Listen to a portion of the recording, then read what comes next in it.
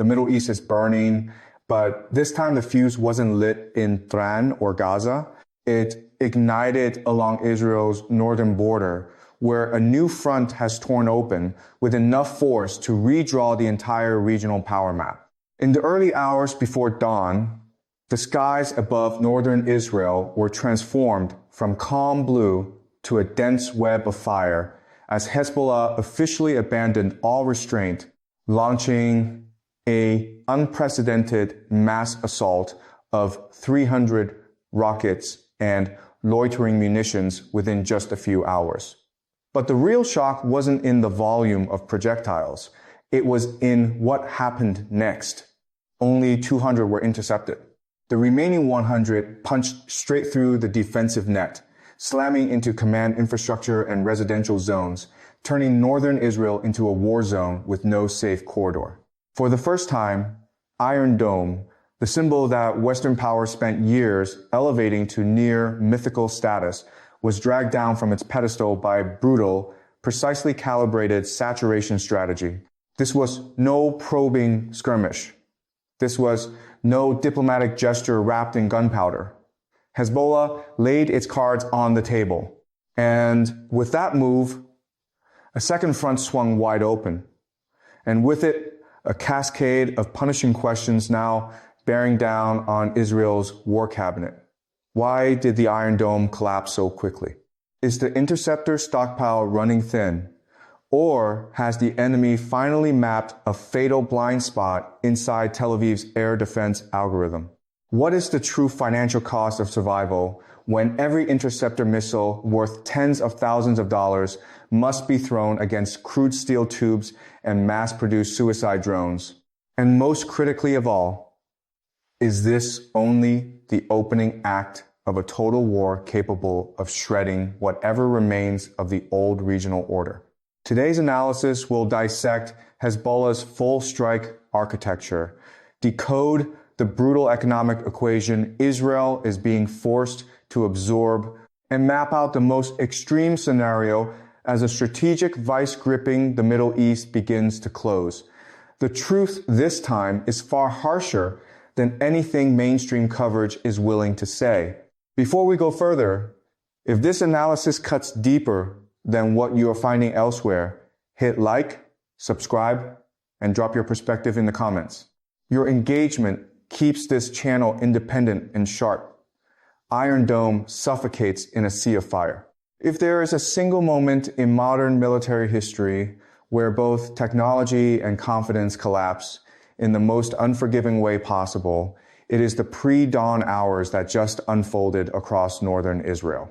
For over a decade, Iron Dome was celebrated as the ultimate shield, a near impenetrable system that had repeatedly rescued Israel's civilian population from waves of fire originating in Gaza. But on this defining night, that mythology was brought crashing to earth by its own physical limitations. When Hezbollah activated its strike package, this was not simply a rocket barrage. It was a brutal stress test aimed directly at the foundational logic of Western design missile defense. Look at the numbers with cold clarity. 300 incoming targets, rockets, and kamikaze drones dropped on a compressed timeline. Roughly 200 were neutralized, nearly 100 were not. For any serious military analyst, this isn't merely a statistic. It is a red alarm signal. A system that once boasted interception rates that made Western partners confident enough to export the model globally just saw its operational ceiling exposed. The cause isn't a simple technical glitch. The cause is that Hezbollah changed the rules of engagement entirely. Saturation tactics were deployed at maximum intensity. Gone were the scattered exploratory salvos.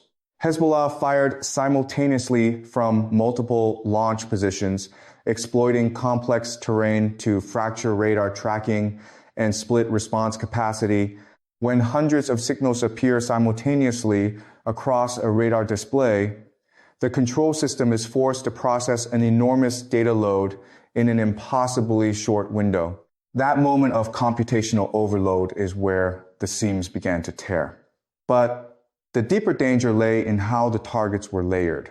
Older, low-cost rockets were fed into the swarm as decoys, forcing the defense network to burn through expensive interceptors in volume. Woven in between were UAVs operating at low altitude along unpredictable flight paths, small radar cross-sections, terrain-hugging trajectories nearly invisible to early warning arrays. These weren't weapons of mass panic. They were precision instruments of systemic exploitation. As launch batteries cycle through intercept sequences, the reload delay and system latency opened windows. And those windows were exactly what Hezbollah's targeting calculus was built around. 100 projectiles reaching their targets was not random variance. It was the output of a tactical formula optimized to a ruthless degree. In Safed Kiryat, Shmona, and surrounding communities, residents spent the night crammed into shelters as the distinction between warning signal and explosion collapsed into a single continuous roar. Above them, white interceptor trails and orange rocket streaks stitched together into a canopy of violence. But every gap in that canopy was paid for on the ground below. Military installations, power infrastructure, and civilian areas all registered hits. What emerged in the aftermath was something that had previously existed only in theoretical planning documents. No system is absolute. Israel had built its civil resilience model on the assumption that Iron Dome could absorb the vast majority of incoming threats. That assumption took a direct strike last night when 1 in 3 attacking projectiles reached its target. This means the system has reached a threshold. A finite defensive architecture cannot indefinitely absorb an adversary with a vast continuously replenished arsenal, but the physical damage is only one dimension. The deeper wound is psychological. Iron Dome was never purely a military instrument. It was the psychological spine of Israeli civilian stability and economic continuity. When confidence in it erodes, the downstream effects are immediate. Financial markets reacted within hours. Social media filled with verified impact footage from urban areas. The calm that the system was designed to project gave way to a baseline of anxiety that no interceptor can restore. Hezbollah accomplished something significant in this phase beyond the explosions themselves. It demonstrated that even the densest defensive layers can be penetrated when the right tactical architecture is applied. In Tel Aviv's war rooms, the calculation has shifted to one without comfortable options. Continue the current defensive posture and accept accelerating resource depletion, particularly the diminishing interceptor stockpile that cannot be reconstituted overnight, or transition to a ground offensive into Lebanon and step directly into a terrain that Hezbollah has been preparing for years. Neither path is clean. Last night was not simply an event. It was a benchmark. It exposed the ceiling of a defensive doctrine that had been treated as the regional gold standard. And when a system hits its ceiling, every strategic calculation below it must be revised. Hawks tear through the sky, Hezbollah's revealed capability and Israel's exposure. If anyone still carries the outdated mental image of Hezbollah as sandal-wearing guerrillas lobbing unguided rockets into open fields, the pre-dawn hours over Israel just delivered a cold, decisive correction. What unfolded was not a disorganized harassment campaign. It was a display of a structured warfare architecture organized with the discipline of a conventional military force operating with an asymmetric mindset refined to an exceptional level of sophistication. Behind that capability is Iranian technological backing that has fundamentally re-engineered what Hezbollah can do on the battlefield, elevating the organization to an entirely different operational tier. The defining shift in this strike package was the prominent role played by precision-guided munitions. This is not the era of firing 30 rockets and hoping for statistical luck. Hezbollah has now mastered systems comparable to the FAT 110 family and its domestically adapted variants refined for specific battlefield conditions. These are not random steel projectiles. They are guided attack tools equipped with navigation systems and terminal seekers capable of achieving accuracy measured in single-digit meters. That shift changes the fundamental character of the engagement. Targets are no longer broad areas selected to generate mass panic. The objective has transitioned to high V-value nodes with critical tactical significance radar surveillance stations, air defense launcher sites, military data centers, and command hubs scattered across northern Israel. When a precision munition locks onto one of these, the defensive system is compelled to respond at maximum priority, burning through its most valuable assets to protect its most critical infrastructure. Hezbollah understands this logic intimately and exploits it without hesitation. Precision munitions in this context are not just weapons. They are surgical instruments that cut into the nervous system of a defense network, triggering cascading paralysis from the tactical level all the way up to the command tier. Yet, the most tactically sophisticated dimension of the campaign doesn't stop at guided rockets. It lives in the integration of those rockets with loitering munitions. While high trajectory salvos screamed across radar screens, pulling tracking systems toward the upper atmosphere, small, low, observable UAVs hugged the terrain at the base of Lebanon's complex topography, moving like shadows without acoustic signatures. These platforms carry minimal radar cross-sections and fly at altitudes that challenge early warning coverage. They don't arrive in walls of fire. They navigate, adapt to terrain, and converge on their designated targets at angles that exploit gaps in point defense coverage. Evidence has emerged suggesting that specific UAV missions were tasked against Iron Dome launcher batteries at the moment of their firing cycle, turning the active defensive response itself into a vulnerability. When a launcher reveals its position through operation, it becomes a target. That is an extraordinarily refined tactical concept, one that transforms Israel's own defensive effort into a liability. When the shield is being penetrated from the inside, the defender faces compounding crisis. Military analysts describe this as swarm warfare, a synthesis of volume, intelligence, and coordination that generates pressure exceeding the processing capacity of any fixed defensive architecture. A central question emerges. Why did Hezbollah choose this specific moment to commit its full operational spectrum? The answer lies in timing exploitation. Israel is currently stretched across multiple theaters from the southern front to regional pressure points, creating a force distribution problem. Opening a full-scale northern front precisely at that moment of dispersal generates a compounding burden, forcing a division of resources and imposing impossible prioritization choices. This is not simply a military strike. It is a strategic stress test designed to force Israel to make explicit trade-offs between survival priorities. And simultaneously, it carries an indirect message to Washington. Any escalatory move against Iran's extended network will be paid for in Israeli security directly. Hezbollah has transitioned from auxiliary force to a full pillar of a regional deterrent structure, with Iran at the coordinating center. What creates the most sustained difficulty for Israel is the absence of a conventional target set to destroy. There are no large identifiable bases.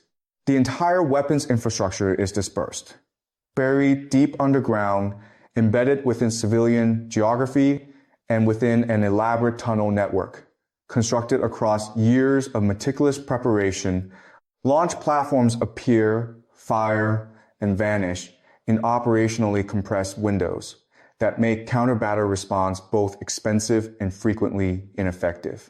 This turns the battlefield into a prolonged pursuit where one side expends enormous resources hunting targets that are nearly invisible, while the other simply waits for the optimal moment to re-emerge.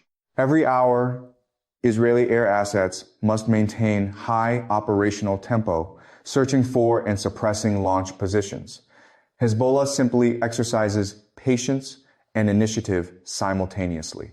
The world is now being forced to revise its understanding of what Hezbollah actually is. This is no longer a guerrilla organization in a meaningful sense. It has developed into a multi-domain military entity capable of sophisticated combined arms coordination. The integration of conventional rockets, precision missiles, and loitering munitions has produced a complete operational ecosystem that has permanently changed the battlefield equation. Israel can no longer rely solely on its air superiority to guarantee dominance. When the Hawk Doctrine is deployed comprehensively, the sky is no longer an unchallenged sanctuary. But behind the kinetic exchange, a quieter and equally decisive contest is unfolding, the war of cost and sustainability. Each interception event consumes resources at a rate that the offensive side does not have to match. The question is not only who controls the sky, but who can sustain the competition longer. $50,000 evaporating every second. The financial trap driving Israel toward collapse. In contemporary military doctrine, victory does not belong exclusively to the side that aims better. It belongs to the side that can remain standing the longest inside a prolonged war of attrition. Viewed from the surface, Iron Dome is still performing intercepts at scale, generating an impression of control and dominance. But when the metal is turned over, a far less comfortable reality emerges. Israel is being drawn by Hezbollah into an economically asymmetric conflict, one where each defensive action isn't just a military response, but a recurring incision into the national treasury in Tel Aviv. Consider a calculation that is both simple and deeply sobering. A single Tamir interceptor missile, the core munition of Iron Dome, carries a unit cost ranging from $40,000 to $50,000. To achieve reliable kill probability against an incoming threat, Israeli doctrine typically requires 2 interceptors per target. That means each interception event consumes approximately $100,000. On the other side of the engagement, a Katyusha rocket variant or comparable munition fielded by Hezbollah carries a production cost of roughly $300 to $500. This isn't merely a numerical gap. It is a structural, strategic asymmetry. Israel is committing high-value assets to neutralize low-cost instruments, and that ratio defines an attrition dynamic whose outcome is nearly predetermined.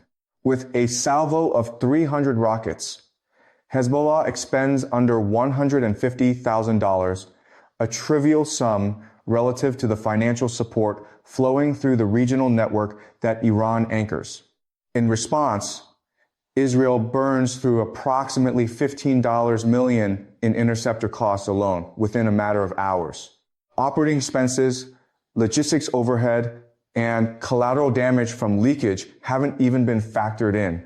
Hezbollah has no illusion that it can defeat Israel through territorial conquest or conventional confrontation.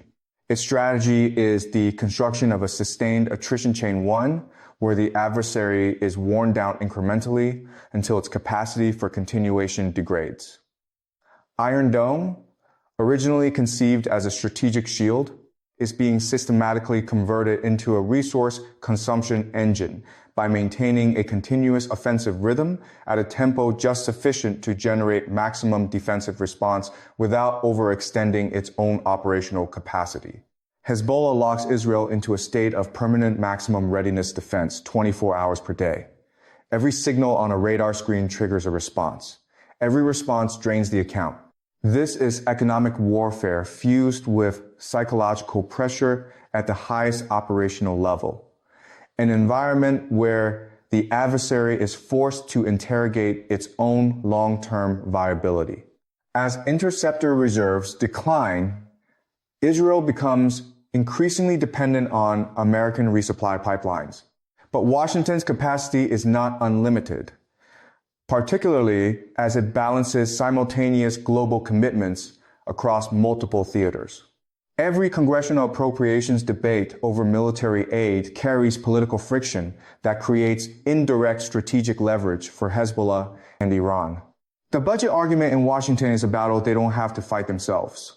The political system fights it for them. The $100,000 per intercept figure represents only the visible surface. When the defensive network is saturated and a meaningful number of projectiles breach the perimeter, the secondary economic damage begins cascading outward. A rocket costing a few hundred can destroy a power substation or critical infrastructure node, triggering millions of dollars in cascading damage and disrupting production chains across entire industrial sectors. Israel's economic model also carries a structural vulnerability in times of sustained conflict. The reserve mobilization system pulls tens of thousands of workers from their civilian roles and embeds them in an active combat environment. That displacement removes productive economic capacity from the national output, directly suppressing growth and tax revenues while simultaneously increasing state expenditure. The displacement of civilian populations from northern communities generates further pressure, housing support, relocation subsidies, social stability, maintenance, all becoming expanding line items in a wartime budget already under compounding strain. Synthesized together, these pressures compose a financial siege operating in parallel to the kinetic engagement.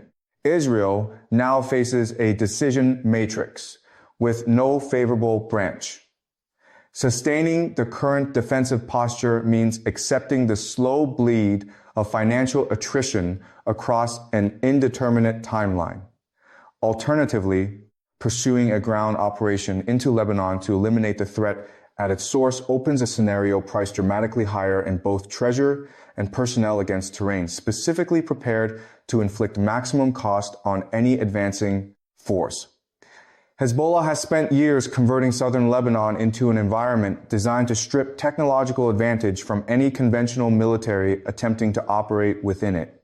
Laser-guided precision and fifth-generation aircraft don't neutralize tunnel networks and anti-tank ambush corridors.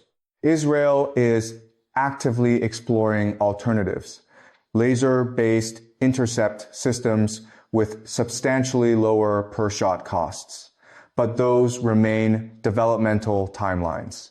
The present operational reality is that each intercept carries a $100,000 price tag, and the clock is running. When resources are being stretched and degraded simultaneously, the surrounding strategic environment begins shifting in ways that compound the pressure. Israel forced into check. Iran's strategic vice tightens. If the battlefield is a brutal chess match where each move is paid for in blood and capital, then Israel currently occupies the most dangerous positional disadvantage it has faced since the Yom Kippur War of 1973. The military doctrine refers to this as multi-front warfare, but the ground reality is harsher than the terminology implies. A steel vice is compressing Israel's strategic windpipe from two primary axes. From the south, Iran's extended network encompassing pressure from Gaza remnants and Houthi forces in Yemen sustains a continuous drain on attention and assets. From the north, Hezbollah has emerged as a fully constituted fighting entity, resilient, adaptive, and operating at a level of lethality that has permanently reclassified its threat tier. Israel can no longer concentrate its full mass of force against a single adversary of its choosing. The foundational advantages that have historically defined the Israel Defense Forces' speed, precision, and the ability to rapidly concentrate firepower at decisive points are being challenged by a conflict architecture deliberately designed to undermine those strengths. When Hezbollah initiated its large-scale salvo, the impact extended beyond the kinetic dimension. It functioned as a strategic disruption aimed at Israel's operational core. Elite units oriented toward deeper objectives were compelled to pivot toward reinforcing the northern frontier, stretching the defensive line from the Mediterranean coast to the Golan Heights. This redistribution fragments responsiveness and introduces vulnerabilities that a capable adversary can probe and exploit. A single exposed seam at a critical moment can produce disproportionate consequences. As a result, Israel is forced to allocate its most valuable assets across multiple simultaneous demands. Interceptor stockpiles, radar coverage, and advanced air assets such as F-35 sorties must be distributed rather than concentrated. This reflects the broader strategic approach that Iran has developed over time, a form of attritional pressure that compels an adversary to dilute, disperse, and gradually deplete its capabilities before applying asymmetric force at critical junctures. Multi-front warfare introduces not only military strain, but also significant logistical challenges. Sustaining concurrent operations across multiple theaters requires continuous flows of fuel, ammunition, transportation, and support systems. These supply lines themselves become targets. Highly mobile strike units can exploit terrain and timing to conduct attacks within narrow operational windows, making counteraction difficult and costly. Even limited disruptions to logistics can cascade into broader degradation of operational effectiveness. At the same time, the burden of reserve mobilization intensifies. Israel's force structure relies heavily on reserves to scale during conflict. Repeated activation cycles remove large segments of the population from civilian economic activity and place them into prolonged high-stress environments. Over time, psychological and physical strain accumulates, potentially affecting overall readiness and effectiveness. Sustained conflict places pressure not only on military systems, but also on the broader societal and economic fabric that supports them. The pressure extends beyond Israel's immediate borders. Houthi forces in Yemen, equipped with Iranian-origin missile systems and maritime drones, have continued to disrupt shipping lanes in the Red Sea. Their operations have forced commercial carriers to reroute or suspend activity, affecting global trade flows. This is not isolated harassment, but part of a broader pattern of coordinated pressure. Combined with northern tensions and ongoing conflict in Gaza, these actions contribute to a multi-layered framework of regional strain. Hezbollah applies military pressure from the north, the Houthis affect economic and maritime corridors from the south, and Iran provides strategic alignment across these fronts. In this environment, Israel also considers its relationship with the United States. While Washington provides military aid, intelligence, and advanced systems, its willingness to engage directly across multiple theaters is carefully calibrated. Domestic political considerations, historical experience in prolonged conflicts, and broader global priorities shape a measured approach. This introduces limits to external support and reinforces the reality that Israel must navigate much of the operational burden independently. Faced with these pressures, Israel encounters difficult strategic choices.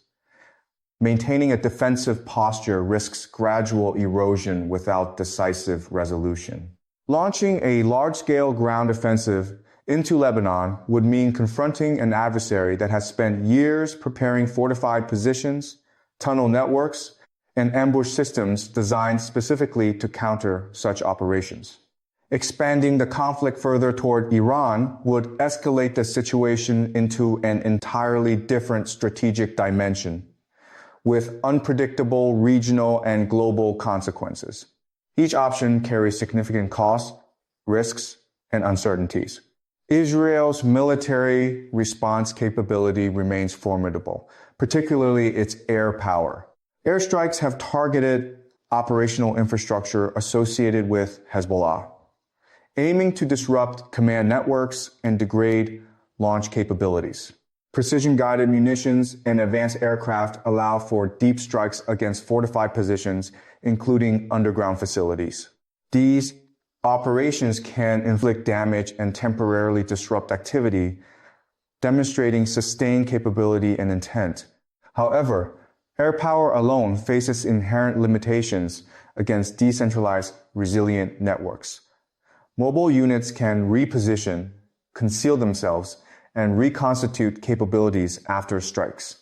This dynamic reflects persistent tension between conventional air superiority and asymmetric distributed adversaries.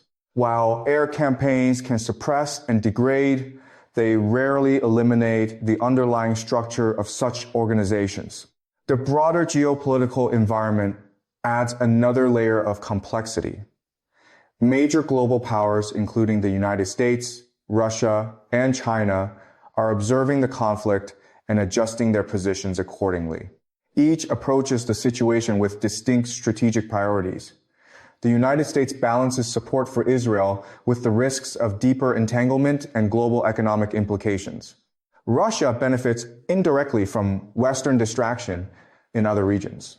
China maintains a pragmatic stance focused on stability, energy security, and long-term economic positioning. Their collective restraint contributes to a fragile equilibrium in which no major power intervenes decisively, yet none imposes a resolution. This equilibrium is inherently unstable. It allows the conflict to continue without a clear ceiling while avoiding direct superpower confrontation.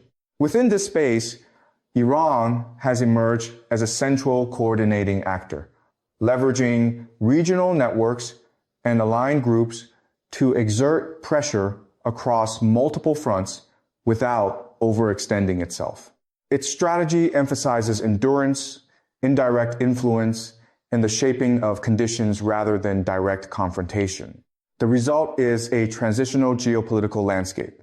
The previous order, in which external powers could more directly shape regional outcomes, is giving way to a more multipolar and decentralized environment. Outcomes are increasingly determined by the interaction of regional actors rather than the imposition of a single dominant force. This transition introduces uncertainty as the structure of the emerging system has not yet fully stabilized. In the most extreme scenario, escalation could expand into a broader regional war involving multiple actors across several theaters. Ground operations in complex terrain, maritime disruptions, and widespread activation of aligned groups could converge into a sustained multi-domain conflict. Critical infrastructure, including global energy routes such as the Strait of Hormuz, could become strategic pressure points with far-reaching economic consequences. Such developments would extend the impact of the conflict well beyond the region, affecting global markets, supply chains, and political stability. At that level of escalation, the risk of catastrophic outcomes increases significantly, including the possibility of unprecedented military responses. The consequences would not be confined to immediate participants, but would reshape the regional and potentially global order over the long term. What is unfolding is therefore not merely a localized conflict, but a broader test of the international system under stress. Military dynamics, economic interdependence, and geopolitical competition are all interacting simultaneously. The situation continues to evolve, and its trajectory remains uncertain. Whether the current pressures lead to containment, prolonged stalemate, or further escalation will depend on decisions made by multiple actors operating within a highly constrained and interconnected environment.